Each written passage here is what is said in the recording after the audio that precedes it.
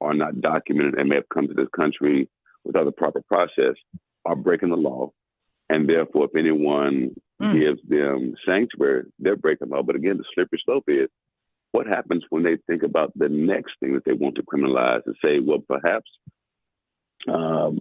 if in a state providing abortions is illegal, that's what I was about to and say. then if the person in the city council votes to have a measure where persons maybe can have access, right, at the local city hospital, right, then that can be criminalized also, or legalizing of marijuana. Let's go there, right? So let's say in some cities, some states where it's not legalized yet for medical purposes, what if a city council votes to say that they will not have persons charged for possession of marijuana? Does that become then a felony for those persons who vote for that? That's very scary because, there are even in states that abortion is illegal. There are many Democrats now still trying to introduce legislation to legalize it or to undo what was done. So basically, what you're telling me that is, if Democrats introduce legislation to turn it around or rescind it or whatever to amend it, then they possibly, based on this bill, and if it's passed, could be which is going to be the litmus test, can then criminalize and give people a felony just for pushing for issues that they believe in or that their people want. That's scary to me. That's very, very scary to me. Almost as scary as when I talked to them earlier in the show about the directives that were coming down from the White House about you can't even celebrate different months. Like you no longer can celebrate Black History Month, Women's Month, Asian Month, Hispanic Month, LGBTQ Month. Is your state looking at any of that saying, well, maybe we shouldn't do that as well in state government? Well, the good thing about it is this. We did pass a measure last year making Juneteenth a state holiday. The question that has to be asked is, what will happen when we come back from our special session and go into our regular session next week or the next 2 weeks? That's always a concern because, from being in the legislature, sometimes these bills travel not from the federal government down to states, but also from a state to another state. So it may start in Florida, come to Georgia, come to Tennessee, or it may start in Texas, right? Yeah. So that's the concern many of us have. That's very scary to me. Hold on for a second. Before you do that, I want to introduce my co-host right now. Representative Love, President Love, I have on the phone with me, who's co-hosting with me today, one of my good friends. I don't know if I ever introduced you to Keith Granberry, but both of y'all share something in common, known as Omega Psi Phi fraternity. But anyway, Keith, you were going to ask He's a wonderful man, then. Oh my God. Wonderful. I mean, it's always good to have friends. Oh God. Yes, sir. Dr. Love, you said something that was very important. You said that there will be grants given to police departments and sheriff's department to encourage which will encourage them to go out and be able to hold illegal immigrants until they are deported. Is that what you said earlier? Did I hear that correctly? Correct. Because you got to keep in mind, think about this now. There are very few federal prisons that have space available to hold persons until they're detained. And there are very few instances where you have a federal prison in a state in multiple locations. And so what you do have in every county is the county jail.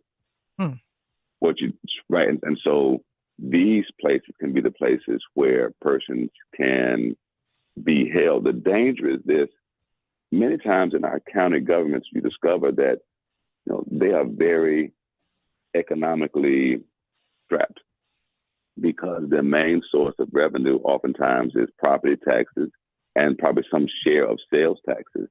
But the lion's share of their money may come from, again, property taxes or from county jails, right?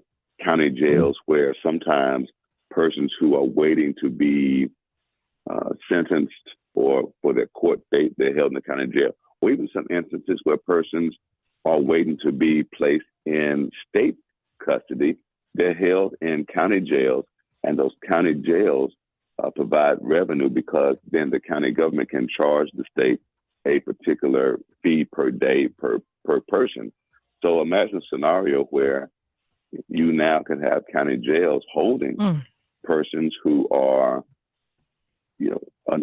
have not been scheduled yet. And I think I saw a news clip stating that the president is now going to be opening up Guantanamo Bay as a holding spot for places where the country have not said we'll receive these persons you're deporting. This is a sad state of affairs. I don't even have any words. I know session starts at 9:00. Do you have 5 more minutes to talk? We got to go to break for 2 minutes. Listen to, but I want to come back because I want you to tell them about what the National Black Caucus of State Legislators is doing and your vision for the next couple of years. You are listening to Representative Harold Love from Tennessee, who is also the president of the National Black Caucus of State Legislators. You're waking up with D on News and Talk, WAOK. News and Talk 1380, WAOK. And now, let's go to the WAOK Traffic Center, powered by Gary Martin Hayes and Associates. Injured in a truck wreck? Call George's Power Law Firm. Gary Martin Hayes will fight to get you every dollar you deserve. 1-800-WIN-WIN-1. That's 1-800-WIN-WIN-1.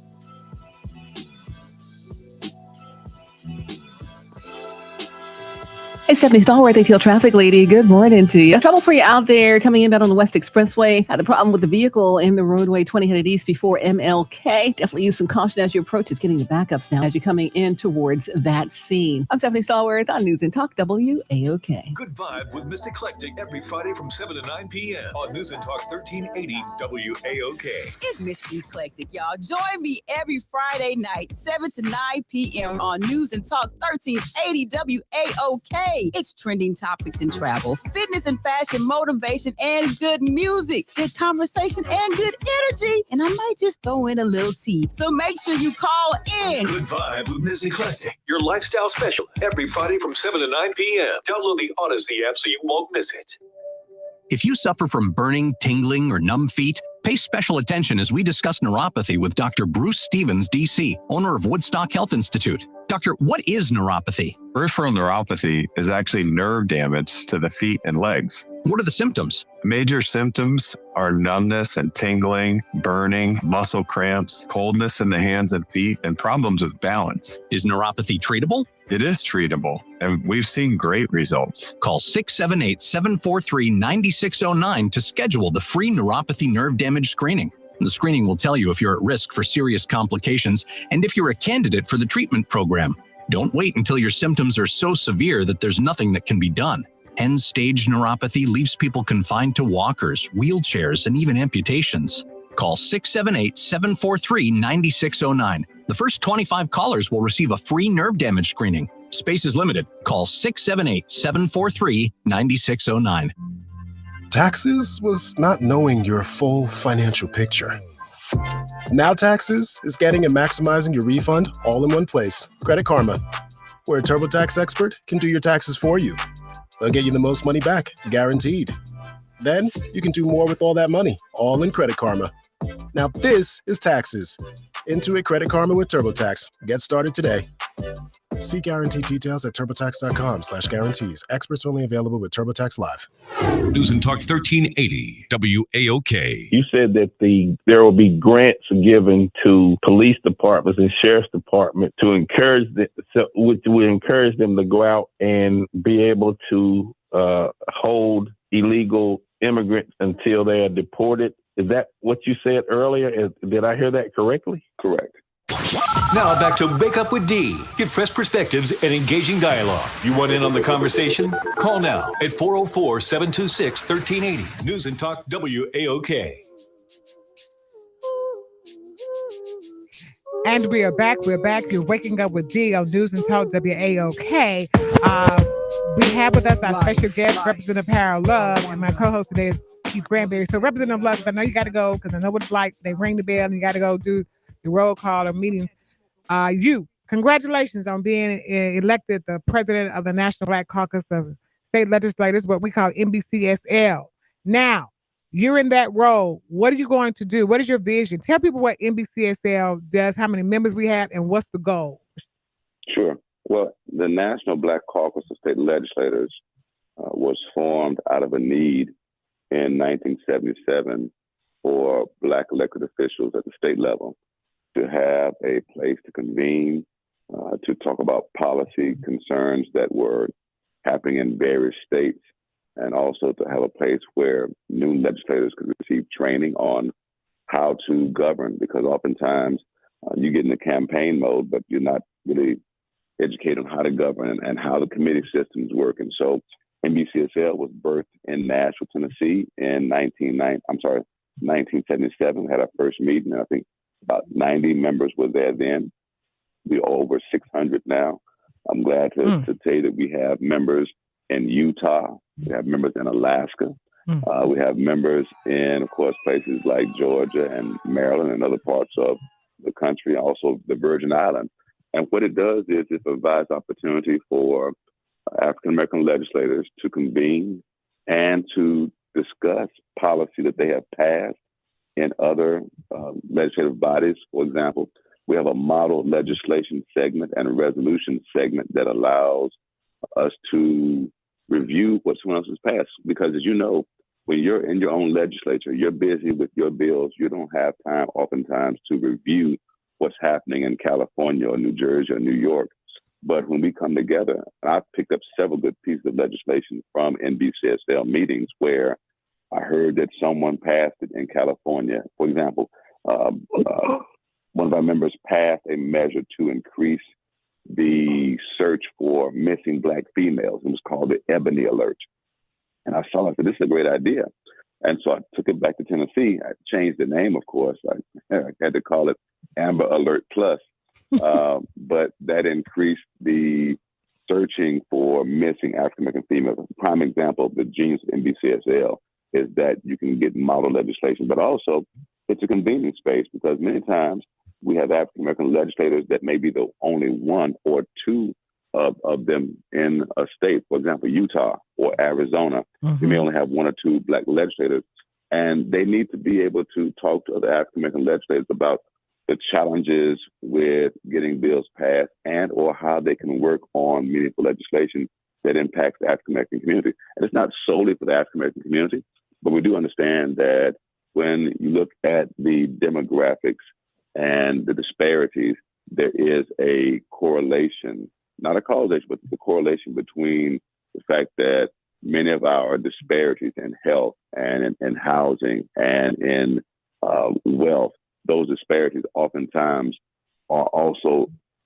where we find African Americans, right? So when you're talking about high rates of heart disease and high rates of issues with health and kidney disease and other things, African Americans are in those high categories. When you look at areas where we're talking about low home ownership and then low equity in homes, if you do own it, African Americans are in that category of leading. When you talk about issues where the teacher in the classroom may not have a degree in that particular field in high school and in middle school, African American students often end up with those teachers. So we're saying if you help out the African American community, right, and if you limit those disparities, we believe that all boats will rise. And so if you can target helping everybody, then we can lift up African Americans and everyone gets lifted. And so NBCSL members focus on that. We focus on making sure that when we have issues of, again, bills coming from state to state to state, we recognize that and bring it to our members' attention. So I'll say this to you, one of the primary goals I'm having this year is focusing on really building our individual state caucuses. Many times our state caucuses don't have foundations that are separate from them, meaning that they don't have an entity that is able to gather them and convene them for discussions around policy. And as you know, being in office, you don't have oftentimes the time or the staff to convene people. And so many of our states don't have it. Tennessee just got our Black Caucus Foundation for the first time ever this year. And so my hope is to establish and help those in other states who want to have training for the executive directors and for the leaders of those foundations to get training. The second piece is I want to engage our former elected officials again. I'm going to make space on our committees in the BCSL for former elected officials to participate. And so I like that. So Oklahoma, Nevada, California, Missouri, and Florida, at least I know, have term limits. And so we lose that institutional knowledge. You a prime example, right? Former elected official, but you're not a part of the Georgia Black Caucus because you're not in office. But I want to make space at NBCSL for you to be on a committee, particularly around international affairs. And that's the third leg of the work we're going to do this year, is be intentional about reaching out and having connections with international communities. Oh, you did that. You ran that down. Let me tell you something. I am so proud of you, and we've been rocking for a long, long time. And just to see you in this position makes my heart glad, because I know you have a vision for the people. Last thing, if people are in Tennessee or people want to come to visit Tennessee at any time, going to Nashville, how can they come see you, first of all, at the Capitol? And then number two, how can they come and hear you preach that word on Sunday morning? Well, I says they can find me any Sunday morning at 10 o'clock at Lee Chapel African Methodist Episcopal Church.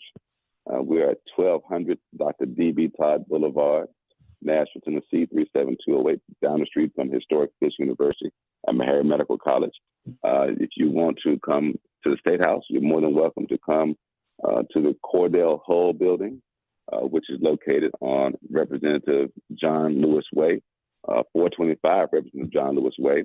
Or if you want to come to the State Capitol to see us deliberate, you can come to State Capitol, which is at 600 MLK Boulevard. So I'm glad to know that we got our State Capitol on Martin Luther King Jr. Boulevard and our state office building on Representative John Lewis Way.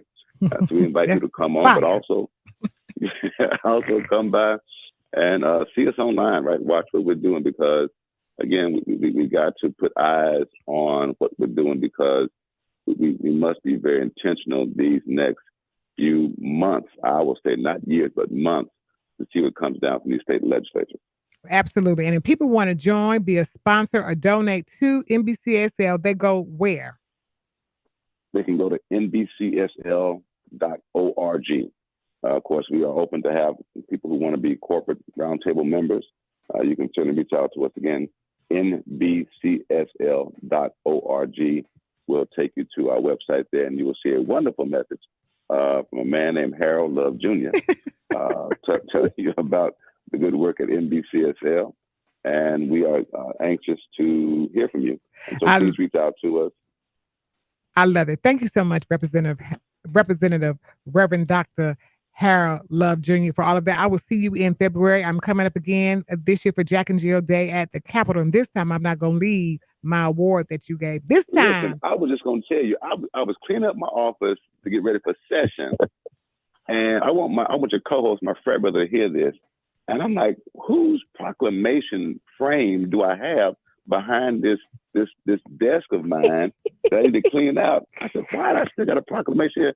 I said, oh, this is for Dee that she never got. So yeah, you are definitely not leaving this time without that frame proclamation. I'm going to get my frame proclamation, because I'm just so glad that you in the state of Tennessee gave it to me for my hard work, because I be out here hard working in these streets for the Black people. Thank you so much, Representative Harold Love Jr. I love you. And you tell your wife I say hello, because I love her too. All right. And tell everybody else I say hello to, because all my people, tell them you was on the radio, and I'm going to send the article over you shortly so you can share with the rest of the Black legislators in Tennessee. All right. Thank you. Y'all heard it first on my first segment of Session Talk with Representative Harold Love Jr., who is the president of the National Black Caucus of State Legislators. We're going to go to break and come back with the Councilwoman Linda Pritchett, Mayor Pro Tem Linda Pritchett of the city of South Fulton, to get the things from her firsthand on News and Talk WAOK, the voice of the community.